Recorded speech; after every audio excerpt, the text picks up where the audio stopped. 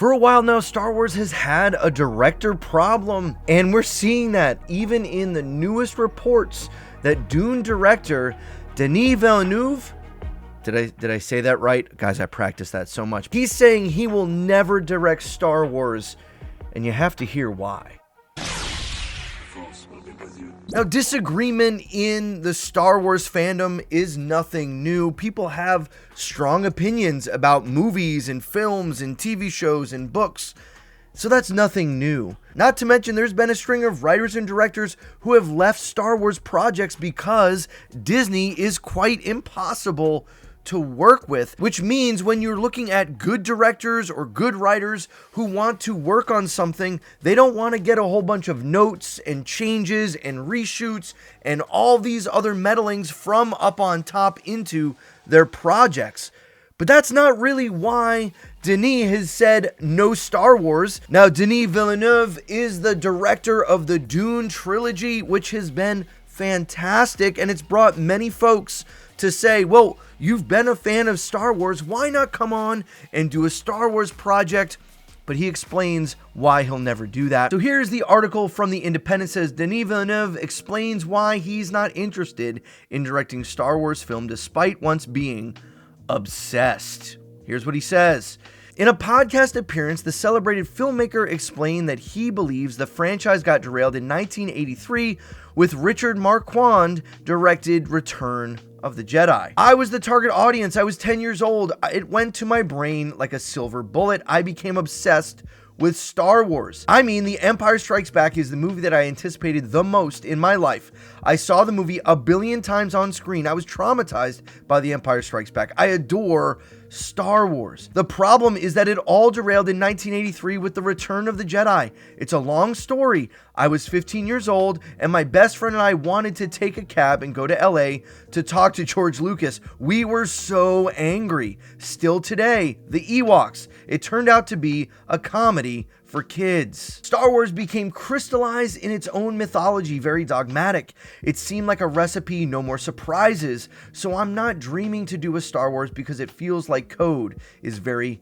codified. So last night I decided, let's watch Return of the Jedi. I turned on that Blu-ray player, I popped in the DVD, and I watched Return of the Jedi, even to the point where my daughter came in and wanted to watch some as well, and we watched it and enjoyed the movie. But I'm gonna say, he's not wrong with some of the assessment that going from the much darker Empire Strikes Back into a story with Ewoks and that whole kind of side quest on the moon of Endor felt a little bit rehashed. And he's not wrong.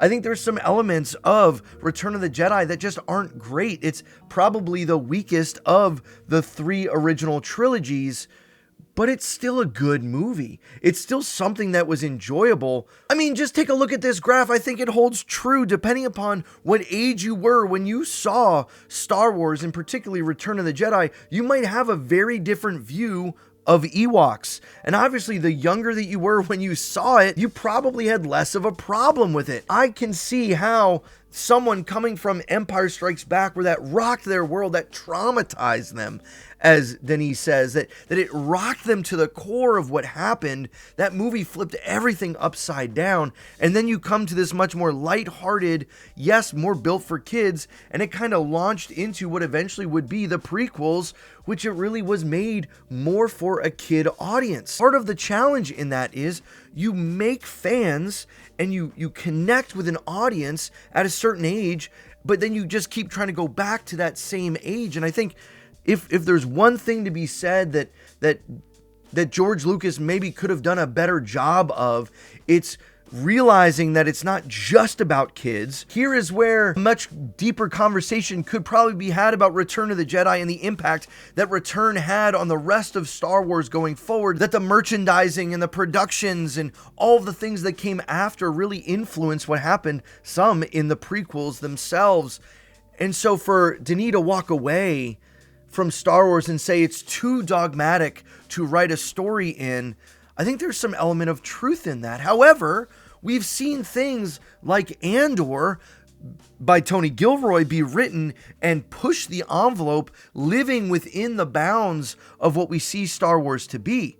Now, if you go to Twitter, you'll see that many folks are saying this is exactly what Rian Johnson tried to do. He tried to break out of the dogmatism of Star Wars and give something different. And I would actually argue that no, he tried to do the same thing again, but just wanted to throw some twists in there with Luke and everything else. And he honestly, I think, was set up to fail too. That Force Awakens put out too many mystery boxes, and Rian Johnson just tried to shut all of them and mess with everything. And there are some things that Rian Johnson tried to do in The Last Jedi that I think could have worked, but ultimately that entire movie failed because of the portrayal of Luke and the killing off of a main legacy character in a way that just felt cheap.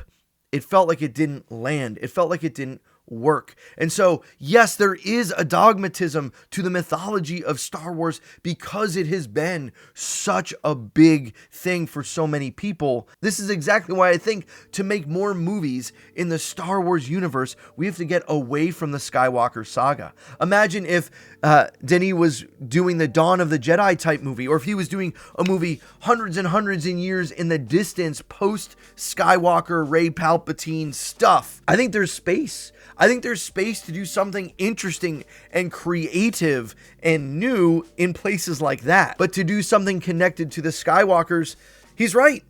The mythology is dogmatized, and it should be left alone. It should be moved on from, and the new creative things that Disney has been trying to do just won't land. So if Disney wants to pull in amazing writers and amazing directors, they're going to have to move away from what has been. Let George Lucas Star Wars exist as it is.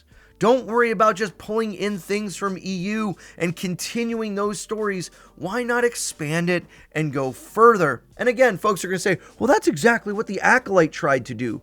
Yeah, but it was poorly written. No one's going to argue that the premise of Acolyte was the problem. When it was first announced of what was going to be done, people were excited. Even people that came to dislike the show were excited, myself included. First look at the Acolyte show. Now, if you've watched the channel, you've seen that I'm extremely excited for the Acolyte show, simply because of when it takes place.